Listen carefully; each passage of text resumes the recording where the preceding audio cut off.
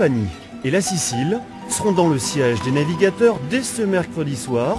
Départ avancé de 2 jours, une décision de Jean-Marie Vidal, le directeur de course. Car après une première étape avalée à toute vitesse, la Méditerranée pourrait bien se faire rappeler à son bon souvenir. C'est un principe de base en Méditerranée sur des courses à étapes, c'est d'engranger chaque fois qu'on le peut de la réserve de temps. Parce que autant sur une première étape on peut vraiment battre tous les records, autant on peut les battre à l'inverse en ayant un parcours très lent.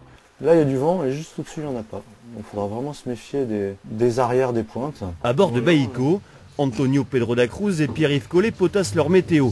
De la Sicile à Foča sur la côte turque, les 700 000 du parcours réservent un certain nombre de choses-trappes. Les navigateurs devront d'abord se méfier du relief des îles. On essaye d'aller quand même dans les coins où il y a le plus de vent. Donc des fois les coins où il y a le plus de vent peuvent être assez loin de la route la plus courte. Donc ça nous oblige des fois à prendre des risques. Ou comme disait Antonio, observer les copains pour pas prendre plus de risques qu'eux.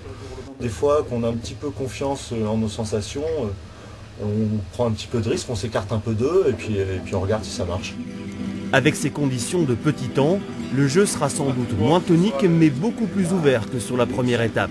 Dans 5 jours environ, l'île de Cythère, au sud du Péloponnèse, sera le premier juge de paix.